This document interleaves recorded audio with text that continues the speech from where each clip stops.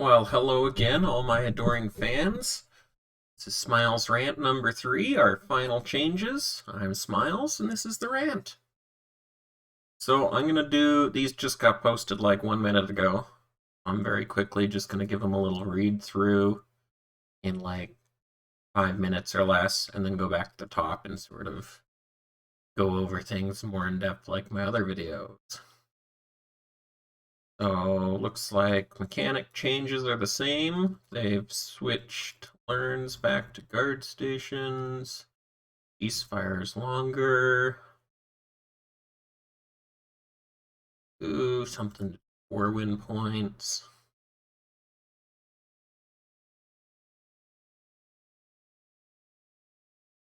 Mostly want to go through things just so I can tie things in together when I'm evaluating top to bottom.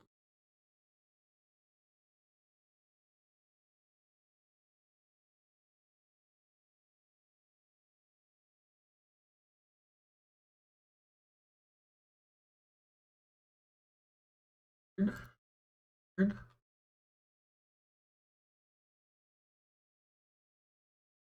Weird. Weird.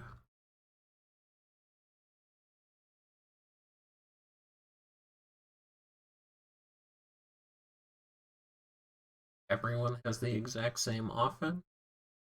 313 elites and a 15 elite avian.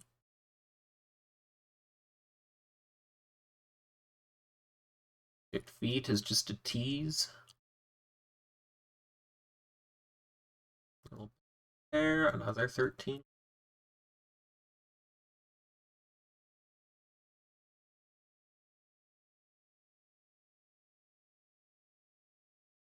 Add. Leg. Back boys.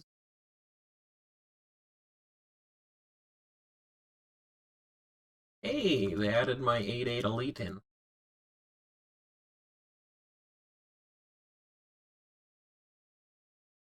Oof. Income bonus and tree of gold. Top.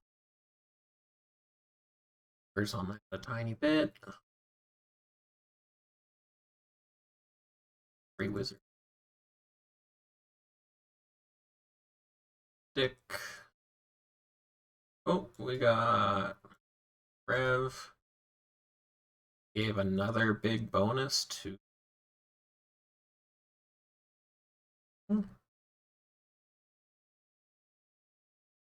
Heretic looks scary.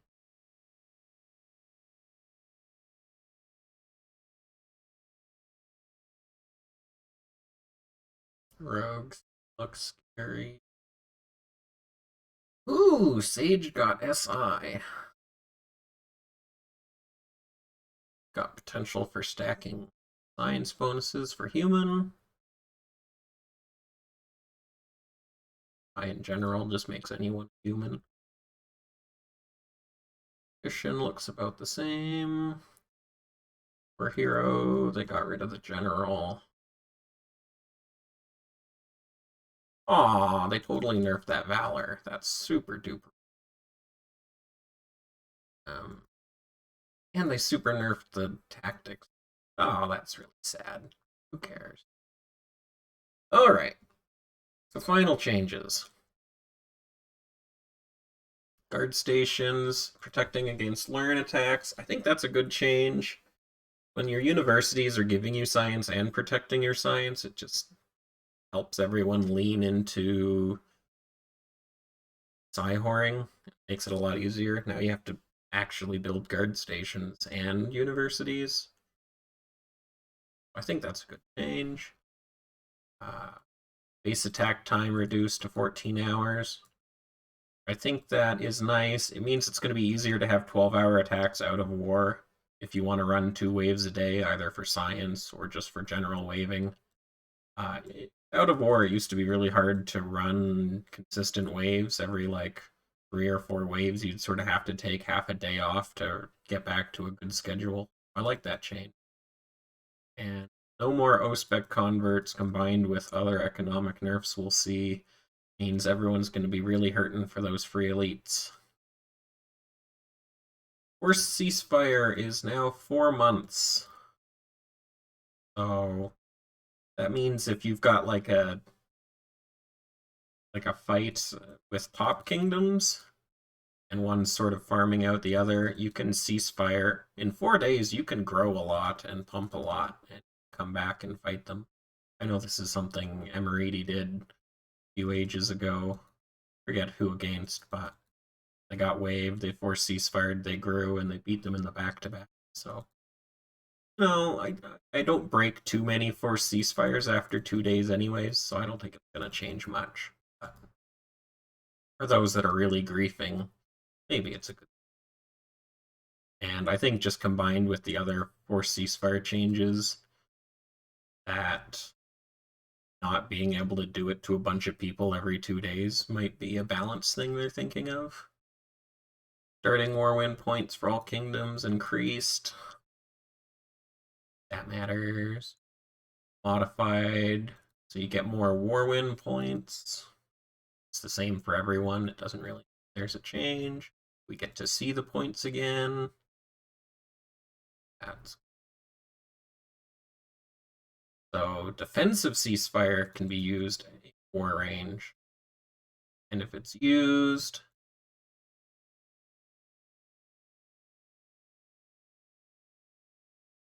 so looks like up to 3%. So that means if you're forced ceasefiring and it's like 110 to 80 or 90%, you won't lose that full 3%. Maybe it's 2%, maybe it's 1%. I'm not sure how the scaling's going to be. And the aggressor gains points, but no longer does the defender lose. Yeah, I don't like that. I actually specifically liked taking a war win point from someone, because this is a way you could target people who had high war win scores who were refusing to war people. So, seems sort of lame now. It's a good mechanic just for letting people, instead of losing science, they can just lose honor. Um,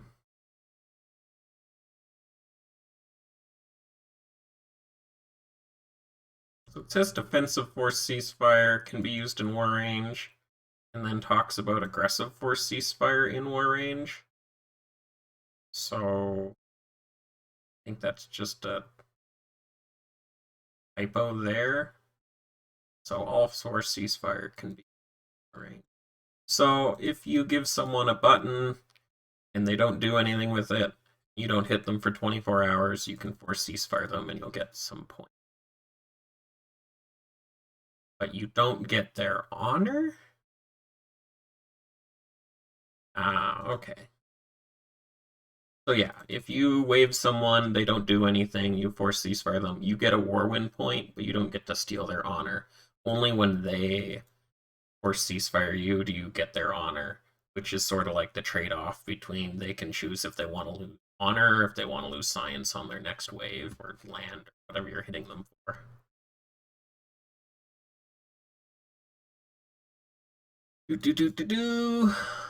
Or ceasefire will award war win points based on a percentage of a war win by the aggressor against the defender. If the two kingdoms are equal in net worth and war win points, the aggressor would receive 10% of what they would receive from a war win. This will scale as high as 40% a kingdom at max, and as low as 0%.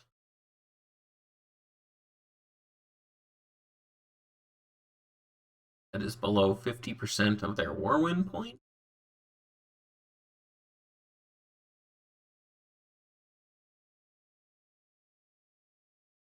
Okay, so it seems confusing, and it kind of seems like if you're waving up, you'll get a okay benefit, and if you're waving down, you'll basically get, which I don't know.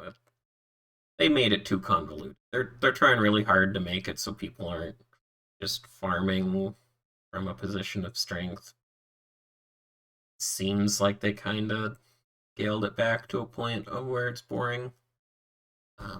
I'm not going to change my gameplay. I'm just going to wave people and hope they war me. And if they don't war me, someone else.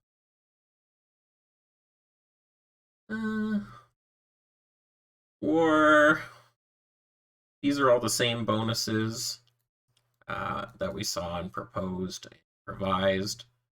Basically, between the affluent draft speed and the war draft speed being removed, it's going to take you more than 48 hours to get the same draft that used to take you 36 hours. So you're looking at 12 to 20 more hours of drafting. You lose the build time. So at the start of war, your buildings are going to take 12 hours instead of 8 or 9. And at the end of war, your training is going to take 18 hours instead of 12 or 11. So you're looking at 4 hours at the start, 4 hours at the end, extra build time. You're looking at an extra 6 hours train time. You're looking at an extra 12 to 20 hours draft time. So what this means is you're only going to have about 1 day where you're making gold at the start of End of War Ceasefire, whereas before you used to have a full 2 days of making gold. Your income's not actually lower. It's just you're going to be making your maximum income for less time. So if you find a way to delay your draft, or if you're okay with training late, or you double speed your early buildings, you can do a lot of things to mitigate what effect this is going to have. But if you just do nothing differently, you're either going to be way less drafted or you're going to be way more poor. 12-hour phase-in is reduced to 15% attack time. So attack times in war are now 11.9 hours into the hours. So basically no change there. It's just that out of war change. It's funny because they learns and plunders used to be 14 hours out of war. And then they made them 16 hours, and then they made everything back to 14 hours. So it's like, guess so. It's kind of funny to me. When you're in End of War Ceasefire, you can now intel people a lot easier. I think this is smart. It's really annoying if you're in a war and all your TPAs are crap. You've got to spy people and you can't very easily do that, but they can get full WPA calcs on you. A little bit of a mismatch there. And Crystal Ball to 1 is a good quality of life.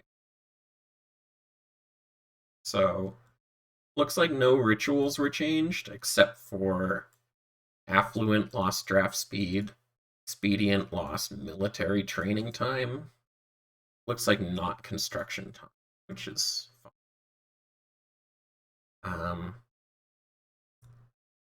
So for ritual balance, nothing changed, so you can think about everything about the same. The main change in balance there is going to be from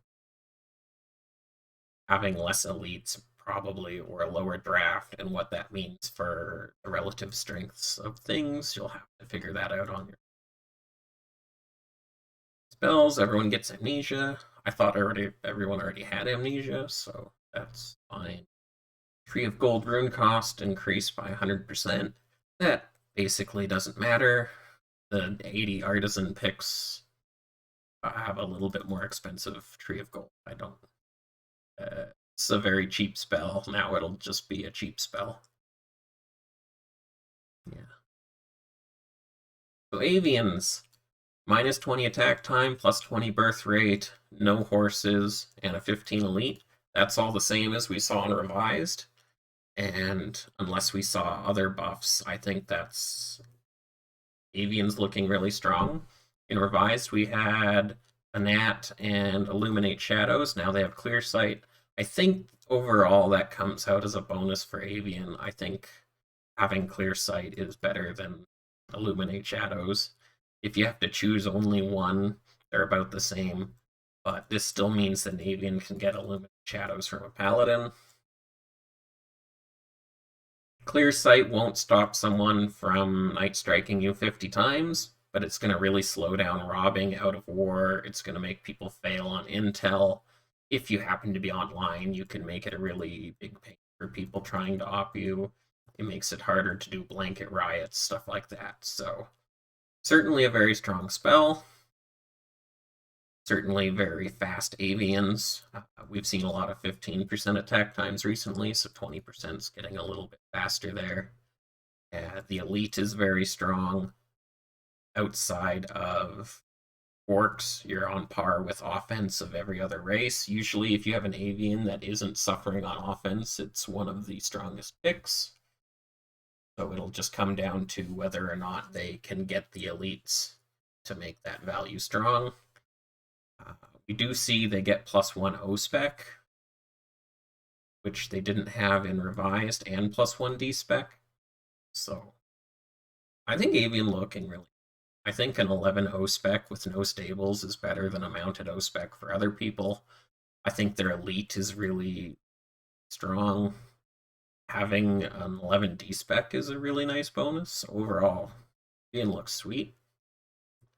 I think you're going to be almost anything with avian. I think you can even see avian hybrids looking pretty good. Like a mystic, or heck, even a heretic or rogue avian is going to perform just fine. Clear sight's really strong on casters. Clear sight's really strong on hybrid rogues as well, because hybrid rogues are a little bit vulnerable to pure thieves, so that's just a nice little bonus there. Yeah, I think we're going to see a lot of avians unless other people are stronger and I didn't notice. Dark Elf, spell damage, TPA, I think that's the same as what we saw. 13 attack elite, so their offense is on par with other attackers. It's a pretty cheap elite, so you'll see a bit more elite as well. I really hate birth rate penalties on anyone that's planning to gain land. Just, it's really a big slowdown. That is what it is. That's more of a personal thing. They've got Gluttony and Sloth, which I don't think matters much. They've got Chastity, which, let me check where else Chastity exists. So,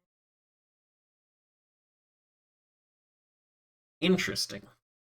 So there is no Chastity except on Dark Elf this age, which means economic econ control through magic is basically gone for the whole age. Fireball alone can't control an entire kingdom's economy. Chastity, if you're going to be doing that. So, yeah, I mean, unless someone's actually running Dark Elf casters, which I'm sure some people will, but I'm not a huge fan, we're going to see the opportunity for people to really get an economic stuff. Also, spell damage doesn't sync with Chastity access, so if you're picking a Dark Elf for Chastity, that spell damage bonus is basically negligible. 15 TPA doesn't matter much. So, Dark Elf is going to be an okay attacker. It's going to have the offense, but it doesn't have any bonuses to attacking. So, compare it to a dwarf or a human, avian or an orc or an undead, it's going to be missing like the entire attacker bonus. So you're going to have to make their spell list for these little TM bonuses worth it. I think they're in a tough spot. They don't really have any good way to go pure TM. Can't go pure TM on a 10D spec with other bonus. So they're going to be prone to massacres. They're going to be prone to chains. Fool's Gold. Said it before, but it's something that you most always want to have access to, even though it might never really come into play. And with no innate WPA bonus, that Fool's Gold might be tough to use. But hey, if you get waived by Emeriti, you're going to cast 45 Fool's Golds on their cow. You might land 2, and that's enough. So,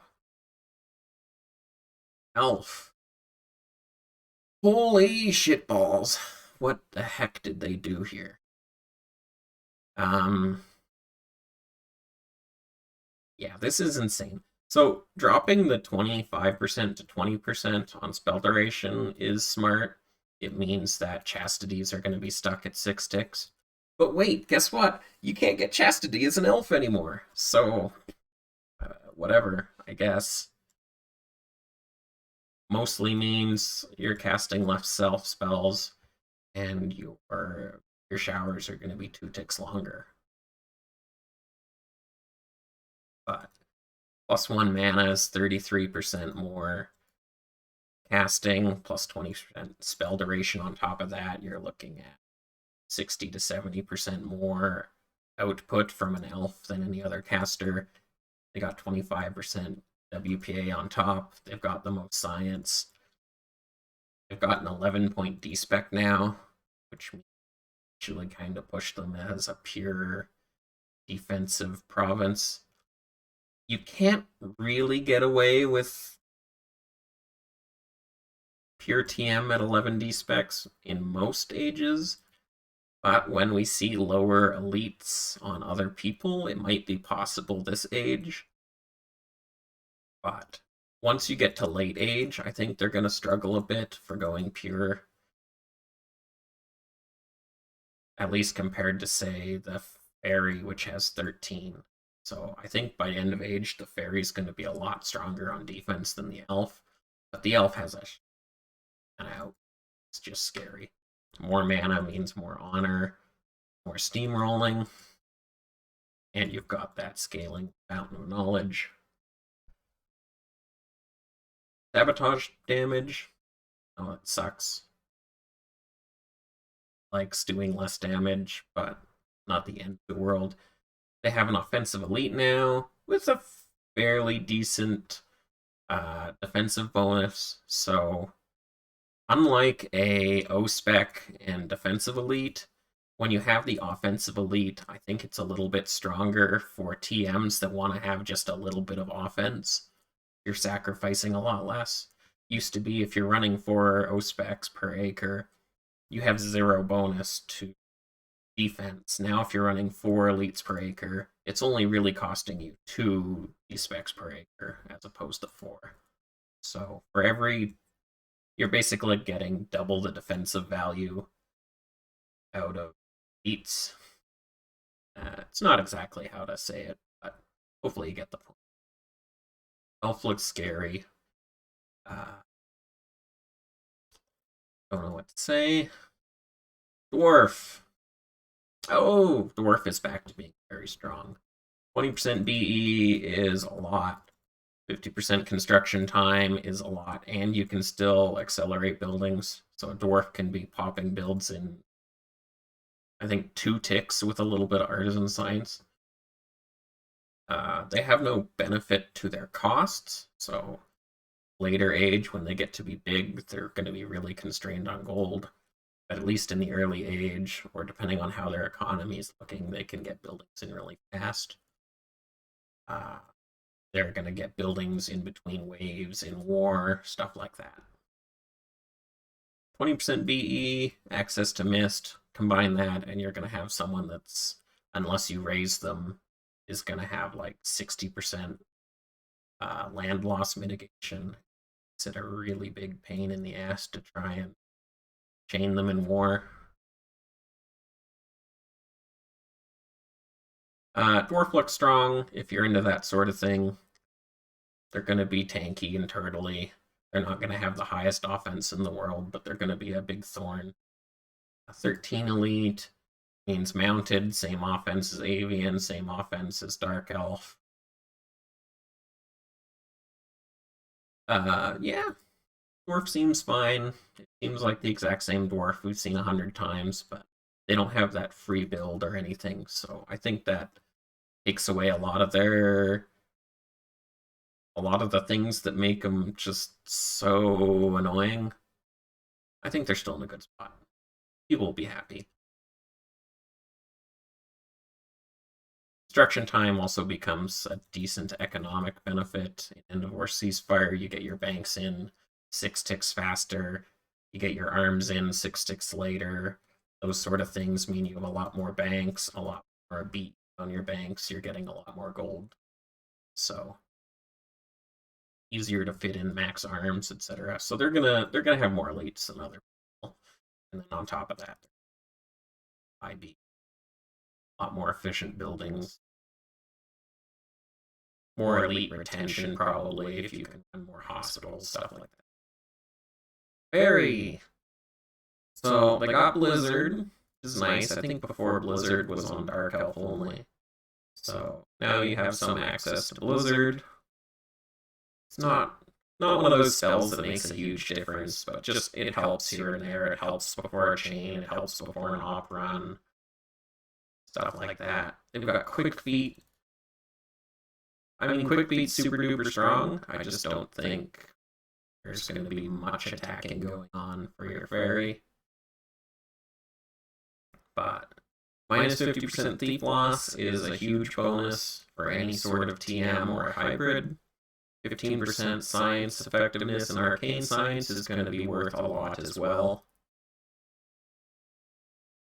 You know, late age, that's going to be worth like 20% TPA, 20% WPA, maybe a couple percentage more damage if you've got cunning.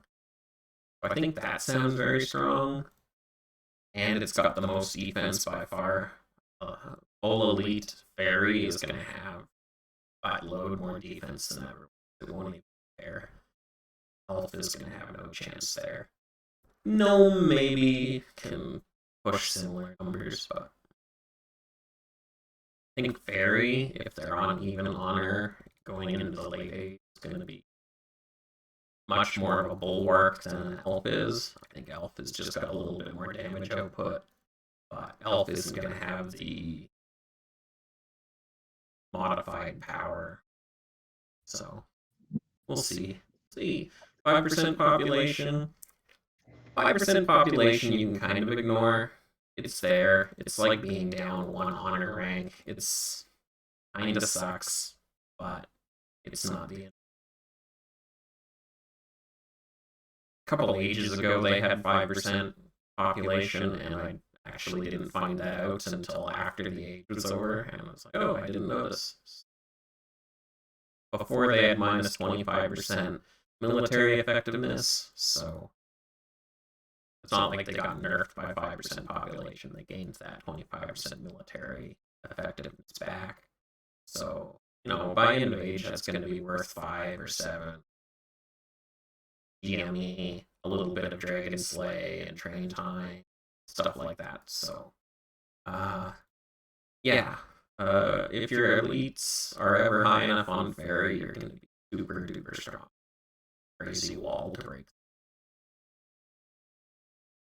I don't see many people breaking a pure elite fairy at all.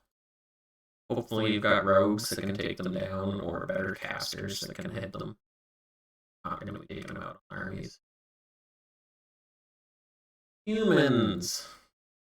Humans look exactly the same. They've got immunity to income penalties now, so that just helps them against mostly riots, but also plague, dragons, and overpop.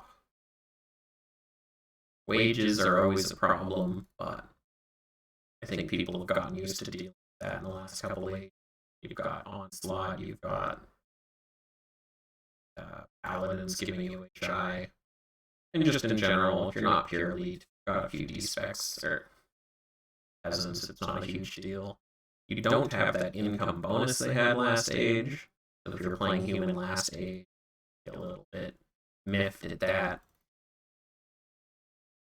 But once you get some good income science, the science efficiency helps you out there. Dragon Slaying's such a meh bonus. I don't really know why it's even in there, but overall, I don't think human's that good. I mean, I think it's meh.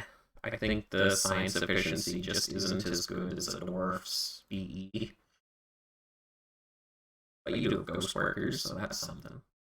And again, 13 elite offense is exactly the same as every other attacker so far. So, you know, maybe if you've got a human TM with Rev, or a human Sage, you really lean on that science, it might make a difference, but as is, it seems incredibly boring. I think that's fine. I think humans should be boring. Wants to play a human in a fantasy game with 8 races. Orc. I think this is where things start getting interesting. You got military casualties. Now they've got less wages. I believe before they both had gains or training time. I really like minus military wages. In war, I think wages are often one of the most determining factors of winning or losing. They've got Bloodlust, which is my favorite spell in the game. Bonus kills, Bloodlust, high offense. I like all this. Really low net worth elite. Now, they do have to contend with that bushing they're going to get, or the fact that you can hit them home really easily a lot of times. No bonus from Honor. For most attackers, I consider that like a minus 10% offense nerf. Sometimes it's worse than that, but not too often. So, you're looking with mounted elites a 17 versus a 15 for other people. It's about 15% more offense. With Bloodlust, it's going to be 25% more offense, but then you minus the honor. So keep it around that 15-20% more offense range. But then when you work in the casualties, I believe Bloodlust is 20% more kills for enemies. Combine that with your 15% innate. So you're looking at another 40% kills, and you have 20% more offense. So it's like 160% kills against your enemy offensively, and 40% defensively. Their elite is, decently priced as well. But the honor is going to hit your income as well. So that probably evens out. Yeah, good to be in work. And moving on to undead. Ooh, we have an undead that looks like an undead for once. Immune to the plague, spreads the plague. Plague is amazing. Everyone loves plague. Conversions are back. And access to animate dead. They no longer have any sort of minus losses, which is sort of a buff to animate dead. They have an 11 O-spec now. So, mounted undead O-specs are as strong as anyone else's base elite. Then they get the free elites from trading. Probably remove that gold cost if you can't train them. Minus income is pretty shitty. That's going to make your life really hard when you're in war. Won't matter as much in End of War Ceasefire since you're just training specs anyways. But managing your war economy is going to be pretty difficult with that nerf.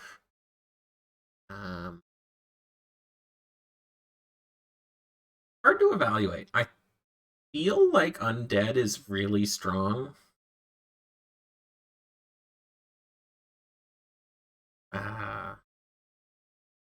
But it requires some specific modes of play. Your End of War Ceasefire with undead, you can either pump a lot deeper than other people, or you can have a lot more wizards or a lot more science than other people. And plague is just crazy. I don't know if you know this, but being plagued sucks. When you're chaining people, plague is, better bonus than bloodlust. It's basically giving you 20% more offense. It just lets you hit them a lot. Converts are nice. It's going to be really strong for wars. It's going to be strong for waving. One of those things where it's a hidden strength sitting on all specs, but once you start a war after pumping, suddenly you get all these elite. Makes you a lot scarier. Not having any form of minus losses is a bit of an issue, but not sure if it's the end of the world. I think undead is strong. I could be wrong. Hard to say. I think you need a lot of undead. Like I think you want all of your attackers to be undead. Lagging every time. Back when they had reflect magic, it was going to be scary. Being able to pump wizards and End of War Ceasefire and have reflect magic seemed like a great thing. I don't know. All it has is converts and plague, but I don't think that's nothing. Run an undead warrior, your specs are better than other people's elites at that point. You're really low net worth, you're plaguing people, you're getting stronger during wars. I think think they're pretty happy with that. I would watch out for the income when it comes to war. That's as bad as having increased weight. But yeah, we've got 5 races with different spec counts. Interesting bit of balance. And again, we have an elite that's different for once. Then gnomes, everyone's favorite. Access to town watch. Some people think that matters. I don't really care. No access to hospitals. An issue in some circumstances. I think you can certainly play around it. 15% population, free thieves. I think the free thieves is really, really useful. In End of War Ceasefire, if you win, it's a lot of free gold for people. Even if you're attacking as a gnome, I don't know if you are or not, but if you are, that's going to be worth a lot of pew-pew smash. Free credits, free thief. 15% population, I just count that as +4 to whatever you want. As an attacker, it's going to be +4 O-specs per acre. As a TM, it's going to be +4 D-specs per acre. And then you evaluate based on that and compare and say, is that going to be good or worse? I've run numbers on it before. It's going to be an attacker that's got as much offense and defense as an orc. It's going to be a TM that's got more defense than an elf and as much defense as a fully pumped fairy. But then it has no other bonuses, right? The only real bonus to a gnome is that you get those bulk numbers and you don't have to train elites to get them. So the question becomes, is your early age high defense going to steamroll people well enough as a TM? Are you going to get more honor? Are you going to train more wizards? Are you going to have more science? If not, you're going to be worse late age. But, if you do make it work, it's also going to have a lot of an easier time recovering. If you have a really bad late age war as a fairy, you lose all your elites, you have to spend an End of War Ceasefire or longer pumping all those elites back. But a gnome can get, massed or chained to crap. Just going to train D-specs, and they're going to have all the thieves and specs they want afterward. Looks like somebody liked my idea of the 8/8 elite. I was hoping maybe they'd be cheaper. It's a fun little elite. Worse at everything, but it's not much worse. You can toss them in and, have artificially lower defense, but knowing you can do a little bit of attacking if the situation calls for it. I think it's just a cute little thing. Overall, I think Gnome's going to be a really strong TM. I think it leans more into thievery TMs than mystic TMs, because I think mystics sort of just do better with getting wizards they need. That D-spec bonus really helps people who pump wizards, so it's better on those rogue types. Personalities, artisan. They actually got the wording right for once. That's nice. So 20% bonus to everything. In End of War Ceasefire, that's going to be worth like 4% more towers, 1% farms, 5% banks, 5% homes. Like, it's worth like 15% free land in End of War Ceasefire. In war, assuming you're attacking, it's worth, like a little bit of farms and towers, and then a few dungeons and stables, so it's worth maybe just like 5% extra land in war. You can push that a little higher if you build specifically toward your artisan bonus. Maybe it's worth 10% free land. 15% income and Tree of Gold. So the income's always useful, but specifically in End of War Ceasefire, the artisan is just going to be, it's going to make well more than double the gold of anyone. If you make 4,000 or 5,000 gold per acre, an artisan's going to have like 1,000 or 10,000. So every race's artisan is going to have all the elites they want. They're going to be able to aid as much as they want. Gonna be able to draft for other people if they want. Gonna be able to fund dragons, but once it's in war, you have no benefits. You just have the units you trained and the gold you made. So in a head-to-head war, like a net worth to a net worth, we just found each other randomly on the server war. They're just weaker than anyone else. But if you arrange a war ahead of time, your artisan's going to be super key. So it depends how early you arrange your wars and how you arrange your wars. Or if you're, planning to be bigger than other people and pump and do that sort of thing, they'll be stronger there too. I think giving them an income bonus on top of Tree of Gold is a little bit silly, but whatever. Yeah, Artisan's going to have well more than double the gold. Ghost Workers is like 5 more. They have no bonus to Thieves or Wizards. They have no bonus to their armies. They just have gold. Is that enough? Something you like? Some people it is. Like,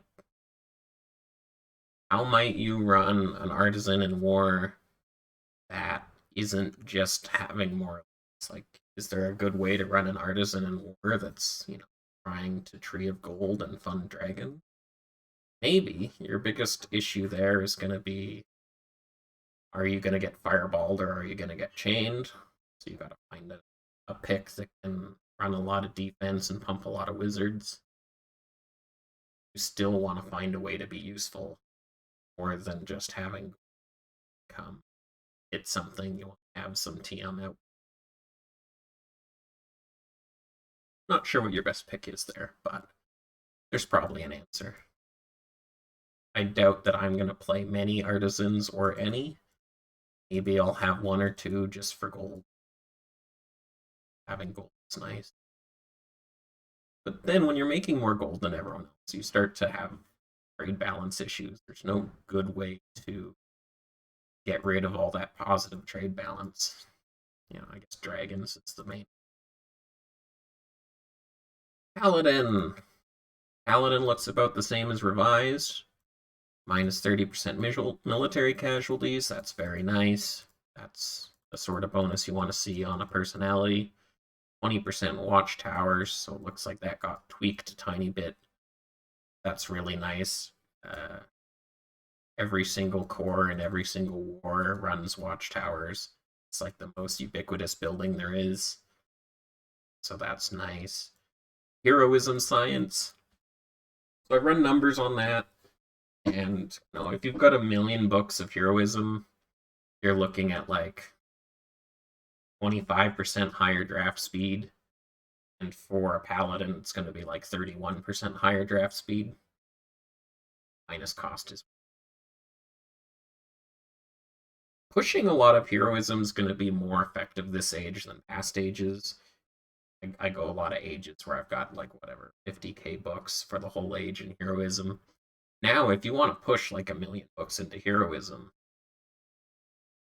that 30% draft speed in war or an end of war ceasefire is going to give you, more income maybe, and like 1,000,000 books in alchemy.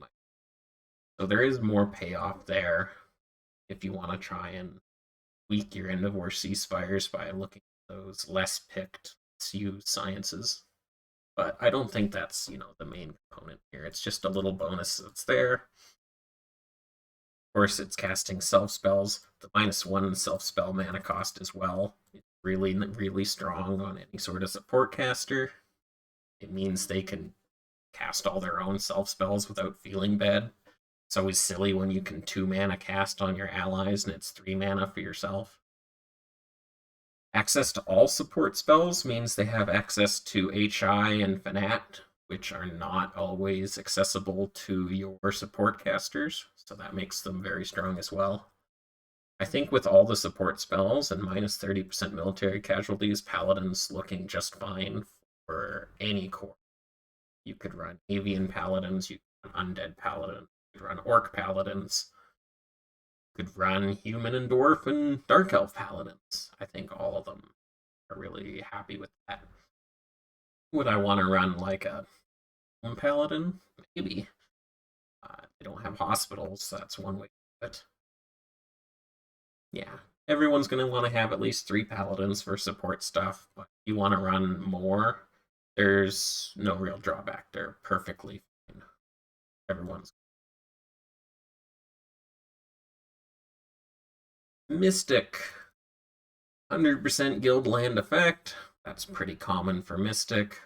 That means you're running 10% guilds in war, but you're still getting full casts. So it's 10% free land in your war builds. It also getting all the wizards you want out of war for an end of ceasefire.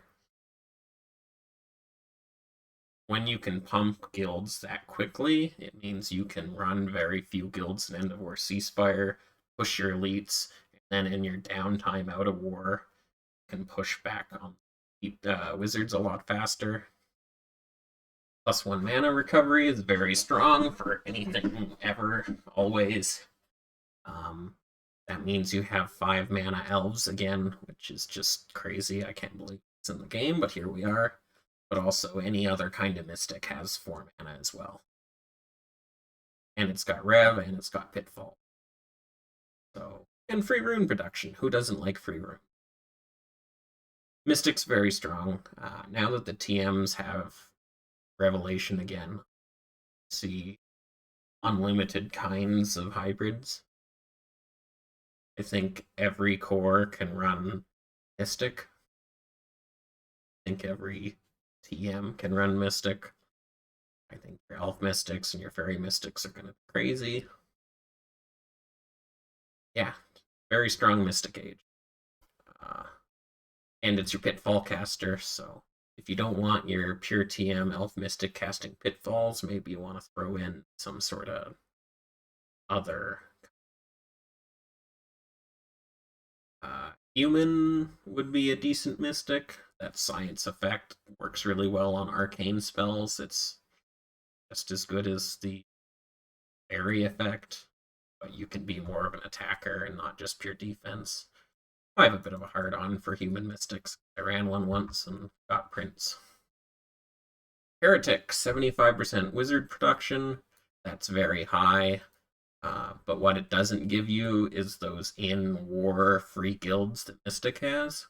You're going to have similar WPA, but you're not going to be able to do duration casting very easily. So you're just going to be focused on those instant spells, which is sort of what you expect your Heretic to be doing anyways. They're going to be casting your Nightmare.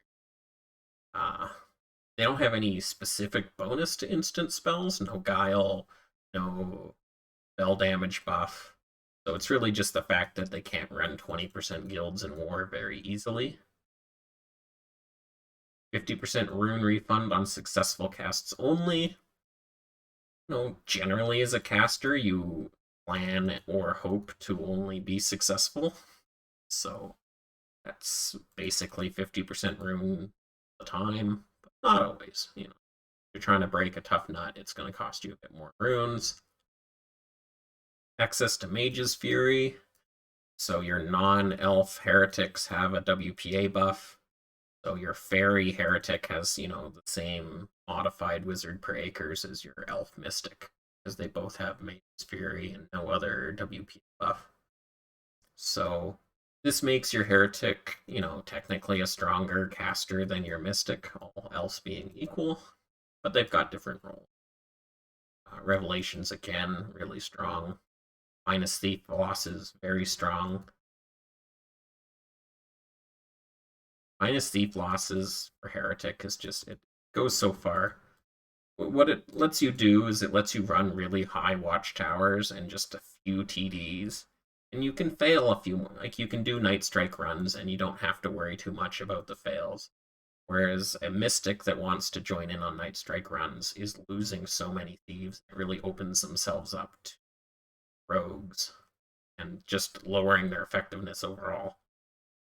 Theory retention isn't always just about, it lets you be stronger longer. You're not losing those thieves. Sometimes a mystic only gets a couple good thief runs. So, a fairy heretic's gonna have almost no thief losses.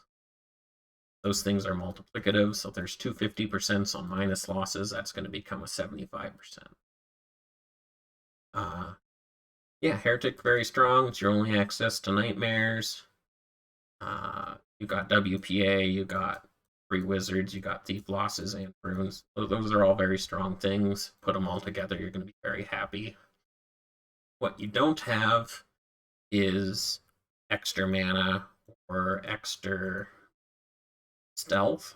You don't really have any innate way of gaining more honor the way Mystic and Rogue does. But in general, you're going to be tankier. Like, you're going to be targeted by less thieves than a Mystic and by less mystics than a rogue. So heretics are usually in a spot where they're just not targeted early, so they tend to get more honor that way. Your elf heretic is going to have +1 mana nightmares, and that's always a scary thing as well. So keep your eye out for those. They won't get that double stacking Mage's Fury or that elf WPA plus Mage's Fury that we saw in Revised. So it's not as scary as before, but they're going to have that rune refund. Heretic looks very strong. I wouldn't see it, I don't think, as core as much as Mystic, but I think it's doable as well. I think you can still run a Heretic on hackers and make it work. But I don't think it's quite as strong as I thought it might be. But anything with Revelation scales.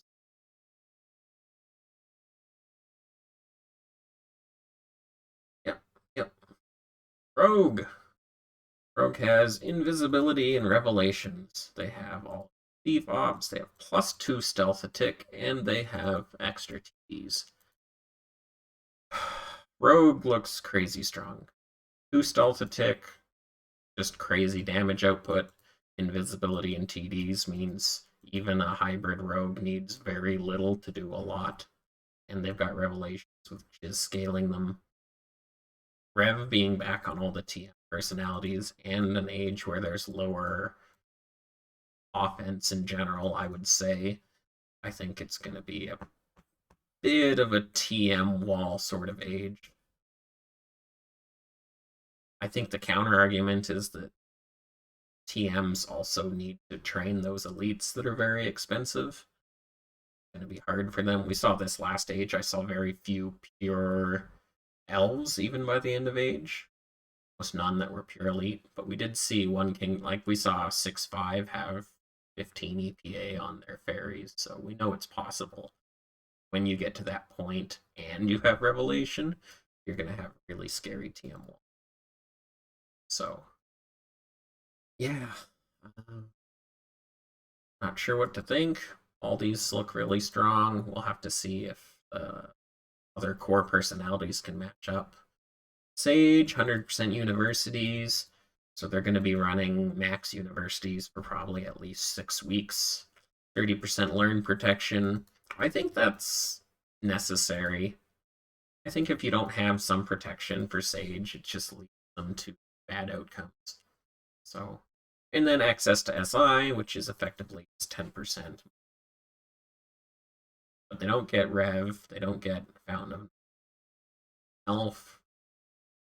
You know, the extra science is nice at the start. You know, the one scientist makes you like over 200, 300,000 book age, so that's a big bonus over time. Yeah, more than ever, a Sage isn't doing anything in several weeks into the age. So I don't think a lot of people are going to be running it. Maybe you'll have some War Kingdom here or there that wants to really scale someone. There's also no amnesia protection, so you have to actually push your WPA if you want to war as a Sage. Otherwise, you'll lose all that power. You know, you do go Sage, you do get, I don't know, double the books with 10% more science. You know, you have basically 50% better science at that point. Costs you a fair bit of net worth, but you know, that might compare with 15% extra offense or 15% attack speed, 10% gain. Also, none of the TMs really have a built-in Thief or Mage bonus. You've got extra free wizards, you've got Mage's Fury, you've got Invis, but none of those give you a defensive bonus. So Sage actually has the highest potential for channeling and crime. So, a late age Sage with WPA, with TPA, and books in the right places is outright stronger than any M purse. But you don't get that extra that. Probably not going to have the honor, so. Yeah, I don't know. I don't think Sage is out of the question. I think it can work. It's one of those things where you're going to have to realistically map out what books you're going to have, what it's going to look like at different stages of the age. Look at some Excel sheets maybe and say, okay, these are the actual bonuses I expect to have from my science. How strong do I think those are? When everyone's not pushing elites quite as hard, there you have universities all the time. Get the learns in, might be okay. I'll just have to ask some nerd and they'll tell me. There's enough people in Utopia that really love science, and they'll be able to tell you how good Sage is, because they're the ones who want. While the rest of us are looking at every single personality, they're only looking at Sage. So that's how you can tell if something's good. Tactician, attack time, the same. Guard stations, the same.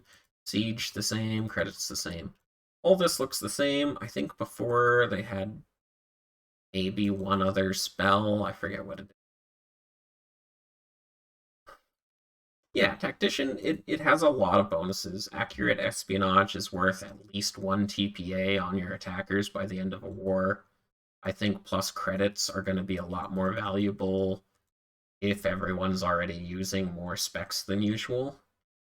In recent ages, I've never ever used all my credits in a war, even if I had a really honkin' economy. Because, face it, the offenses were so high, there were so many elites. You would gain like 3 credit per acre per attack and get those soldiers. So I think that's a nice bonus. That also affects your buildings. Get a little bit more built every wave as well is a nice bonus. The siege, that's going to be worth 5% gains into late age. Guard stations, that's worth, if you're building 20% guard station, which isn't uncommon, or even 15%, you're looking at 3 to 4% free land there. So 3 to 4% land, 5% gains, 15% attack time. 15% attack time is also worth another 10 to 12 racks of effectiveness. Plus it stacks with racks. So, yeah, clear sight. So you're going to have more TPA with clear sight on. You're going to be a pain to do with. You're going to get more credits than people and outlast them. You're going to hit them for more land and get hit for less land. You're going to do it faster never. That seems pretty good. I think that's something you can put on any one of your attackers and you're happy. Avian, you're not double stacking clear sight, so that's a little bit sad for them. But I don't think there's any attacker that is unhappy as a tactician. So, yeah, it's just good for everyone. Only problem is there's no way they increase their. And sometimes you just need to be able to break a team. So that's what you have to look. If you're not really worried about breaking TMs, or you have other methods of breaking TMs, like you're mixing your tacticians with other things, this is probably the best personality for beating other core. You're hitting them faster for more, and you're beating for less, and that's how you beat other core. Generally. War Hero, they no longer have that general, instead they have extra gains. So I kind of equate gains with attack speed, but not as good. It's nice. It doesn't do a whole lot on its own, but it does stack up over time. It's a hidden bonus. You don't really see it, but it's there. 100% effects from honor. So, I've said this a million times, but I'll say it again. 100% effects from honor on your average attacker. That's going to be worth 10 offense, 10 income, 10 TPA, 10 WPA. If you happen to get V count or above, then suddenly War Hero is very, very, very strong. But also, if you're Lord or Peasant, you lose almost that bonus. But assuming an average of Baron, that's the sort of effects you'll see. 30% training grounds. So that's like 4 or 5% free land if you're running 15% TGs, which is pretty normal for any attackers. So you're looking at 5% free land, some free gains, some free honor. They nerfed that Valor Science. It used to be at plus 50%, now at plus 20%. I don't think you're going to notice it really. You're going to be a little bit better at killing dragons. You're going to train a couple ticks faster, maybe. Access to HI and War Spoils. War Spoils, if you want to go into when and how to use War Spoils, that's really a niche thing. I don't think it's a war-to-war age. You're using it all the time. You can kind of skip over that. HI is one of the best spells for anyone. When you can train with HI, you're going to train maybe at 14 ticks instead of 18 ticks. Is just off of my head, my guess. You're looking at what 4 ticks more income gets you. You're training 4 ticks later, you can draft 4 ticks later, that's 4 more ticks of max income. Yeah, that's probably going to get you 10% more gold or Ceasefire if you plan it right. So that's just a good bonus there. And the wages is where it's really important. It's basically 20% less wages over Spire Army. That's like, I don't know if you know this, but as an attacker, it's hard to have gold. So, War Hero looks really strong. You're the sort of kingdom that wins a lot. You can reliably be higher than Baron Honor. So, I think a lot of high warring top kingdoms can scale with this. If you're a mid-tier kingdom, all you might need is 2 or 3 early wars that are really good for your core. Then you're going to be able to steamroll and maybe be in position to beat out other top kingdoms with the bonus. Again, quite strong. 10% offense, maybe 15% offense, we can say, with the TGs, and then free gain. That's the main thing. Whether or not your other bonuses come play as much, it's harder on a lot of attackers to get, DPA and WPA effects out of that are helpful. The income's going to help as well. It's a small bonus, but it's there, but you combine the honor effects and the HI, that's going to be nice. But keep in mind, Tactician's got Wrathful, War Hero's got HI. With Paladins being as strong as they are and having access to all spells, you should be able to get HI on all your provinces and or Ceasefire for training. And you should be able to run it on a lot of provinces. You only run 3 Paladins, well, maybe you can't do that. But if you run 5 Paladins, the ability to blanket those sort of spells goes up a lot. And it starts with 800 elite. So you're going to be really strong at the start of Age. If someone does agree to war you, you've got extra elites at the start of the Age, you farm extra honor. Yeah, really helps on that sort of steamroll. But we'll see. I think War Hero is pretty strong, but I'm usually happier with a Warrior. But we'll see. Warrior, what have they done to my boy? 10% science effectiveness on tactics. That's such a useless bonus. Like, that's just so useless. It's like, oh, mid-age I have 2% more offense, and late age I might have 3% more offense. Give me a break.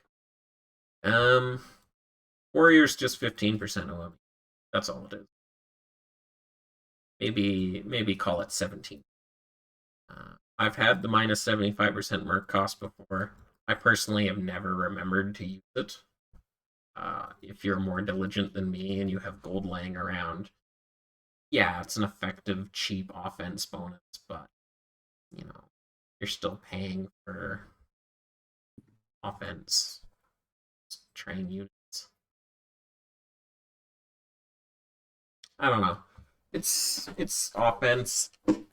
I wish this tactics nerf didn't go through, or they had a little something else, because as is, it feels like it's just a little tiny bit more offense than what a war hero is going to get, but a war hero has a lot of other bonuses going on with it. So I wish we saw something a little different for warrior. You know, again, if you have a lord, that war hero is not going to have as much offense. Warrior is always going to have that offense. Also, you know, orcs exist. Orcs can't go warrior. Orc can definitely go warrior, smash face. So if you're looking for a good warrior, be looking at things that need that offense. Needs an offense boost. Every single attacker. No one's going to be sad they went warrior. They're just going to be sad if there's war heroes out there that are Viscount. But, you know, you have to do your own evaluation on it. But yeah, Orc Warrior, you have 15% more offense on top of all those other stacking things. You're looking at, you know, 108% kills of pieces for the same amount of units. Not necessarily for the same units. That's where some things get really scary. If you run Orc Warriors, I can guarantee you they're always getting chained first. You run some Orc Warriors mixed with some non-Orc War Heroes, maybe War Heroes get a bit more. You know, it's not like the Warrior's useless, but I wish it had just a little something else, even if that was maybe 20% tactics, or they had one other spell. But, you know, I see from this is you've got 15% offense or 15% attack speed or 15% offense and gains. Does that compare to +2 stealth, TGs, Invis, and Rev? I don't know. Does it compare to a 5 mana Elf Mystic with double guilds? I don't know. I think this age is definitely going to be a pick between, do I run attackers that can smash your TMs as very best I can, or do I run the best TM wall I can? Do I just run the best anti-core I can, run a bunch of avian attacks and just blitz through your core? Going to be a bit of rock, paper, scissors there, but not entirely sure that we're not just going to see at the end of Age, the top 5 kingdoms all have 8 fairies with all elites staring at each other, hoping someone else will wait instead. Really the impression I'm getting from picks. So what stands out to me, I think Avian is probably looking at your best attacker. Got a really legitimate offense. It's got those spec buffs. It's got the speed. I think Dark Elf is looking kind of weak. Access to Chastity is meh. You know, you run an attacking Dark Elf Mystic, you're gonna do okay. You're gonna be Chastity things, and that's nice. But, you know, is it gonna be good at anything else? I don't know. Maybe. Elf, 5 mana Elf Mystic is crazy. 4 mana Nightmare Elf is crazy. If you want to run it, the only thing you have here is Elf is going to run as a rogue. Got 2 really crazy looking elf. You could run an Elf Sage that can get a lot of honor with the mana. No, here's the thing. Elf basically has a built-in stick. +1 mana, Mage's Fury, spell duration. That's 25% WPA, and that's enough. Like, these 2 bonuses enough alone would make any Mystic. So if you ran, say, an Attacker Mage Elf Sage, I think you could get, near unbreakable defense, throw a little offense out there for extra games, be fireballing twice a tick, doing greeds. Got the Fountain of Knowledge there. I think that an Elf Sage could do pretty well with this setup. Go that route.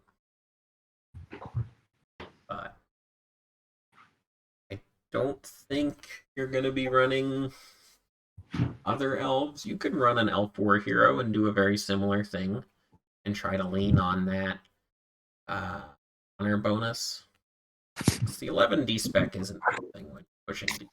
Got the sign. These things alone, that makes you a good caster. Just how many guilds are you going to be able to pump? So I think Elf. Oh, and you got Elf Paladin. You got +1 mana on Paladin for the support casting as well. Yeah. No, Elf's very strong. It just, I think late age it's going to lose to Fairy, but I think Elf has a lot of options for doing other things. I think it has the most magic output. Can't do much against just spamming spells in the short term, but once you start getting chained, massacred, Fairy's going to be looking. I think I like the Elf just because it can do so much. I think if Elf had a 12-point D-spec or even a 12 defense elite, it would be too strong. I think it's in a good spot. Just not exactly sure how I'd want to play it yet. But, yeah. Dwarf. Dwarf is dwarf. What am I going to play with a dwarf? I think you can play a dwarf hero or a dwarf warrior and just hit stuff. You can play a dwarf sage and try to scale. You want to play a dwarf TM? I don't think you do. I mean, you can, just because all the TMs are strong and having science bonuses a la Rev is really nice for building efficiency strats. And run a tanky dwarf paladin, all those paladin spells and minus losses. Find that with high beat.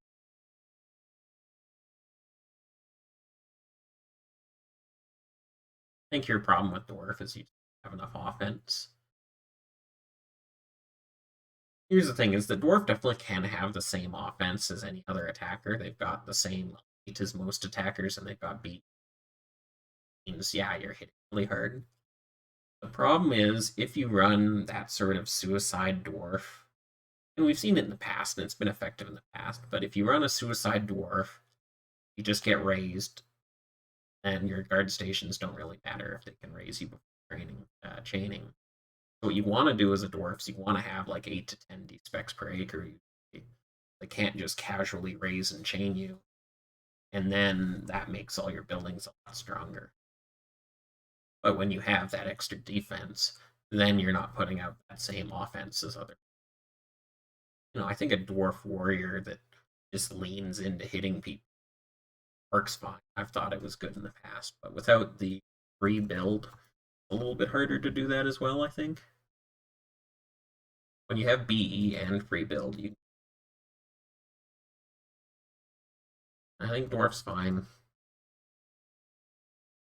I think eventually Fairy just wins with the defense. But not every Fairy will get.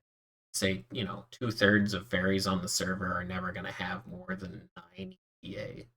And then the 1/3 of Fairies on the server that get the full EPA are going to be the 1/3 of Fairies and are winning Warwind. So it's sort of just a roulette on who's most successful. And if you're worried about one of your opponents doing really well, make sure you hit their Fairies. Hit them in war, hit them out of war. If you want to win Warwind and Honor Crown, you're allowed to target people out of war without wanting to war them. You can up their TM. That's not something I specifically do, but it's certainly something I think about. Oh, these are the next kingdoms that might challenge me. Why don't I just raise bounce a bunch of their top honor elites out of war? It won't turn into hostile. They're not going to war. Uh, but, it's going to make their next war harder. It's something to do. I think if we saw more counterplay like that going on, people would be happier, but it doesn't happen. Yeah, fairy. The wizards don't mean much. The thieves don't mean much. Like they're gonna really struggle early age. The science doesn't mean anything, and the elite doesn't come into play for a while. Meanwhile, that elf is so strong early with spec. Without that O-spec nerf, all that mana. I guess the main problem I would see with elf is that's a lot of mana to use early age. And there's not very many rune or tower bonuses. Like last stage, we saw 25% extra runes on dryads, 25% or 30% runes on elves. But we won't have that this age. I think your elf mystic's gonna just struggle a little bit early age because they can't use all that mana. But War 2, 3, 4, they're gonna be insane. And then I think after about War 3 or 4, your fairies are gonna start being a lot stronger. They can't get off the ground. They're gonna struggle.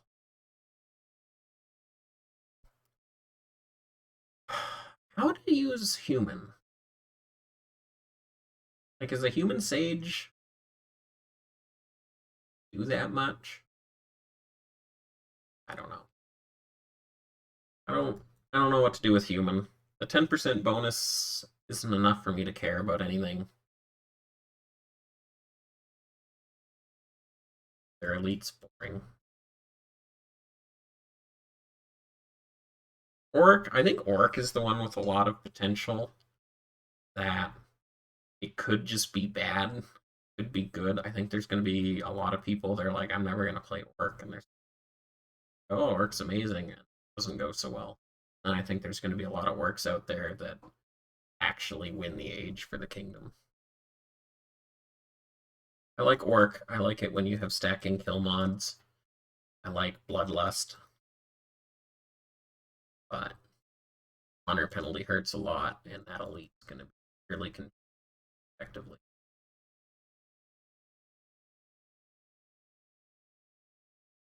And yeah, I'm not sure if Plague and Converts is enough. Gnome.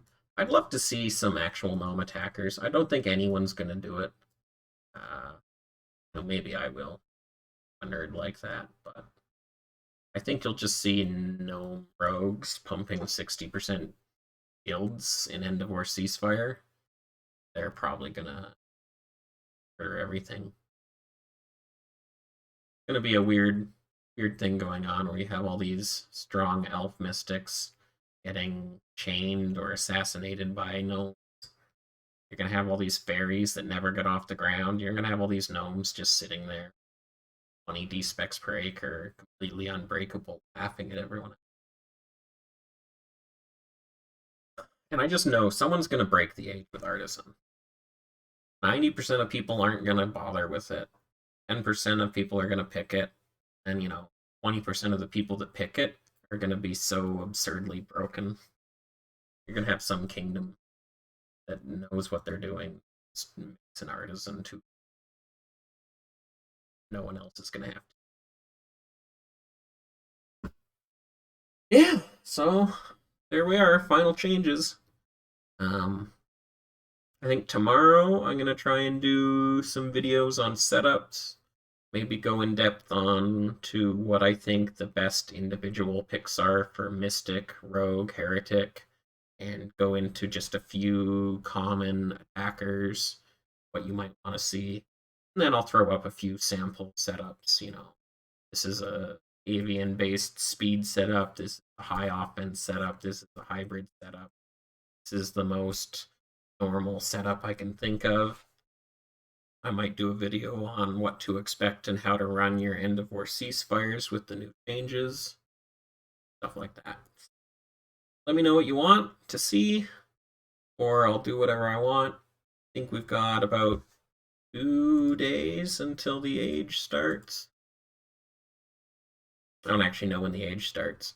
I'd like to have at least 48 hours, hopefully more like 3 days to start planning for things, but I think we'll probably be looking at more like 2 days. So hope everyone enjoyed, and yeah, rant again next time.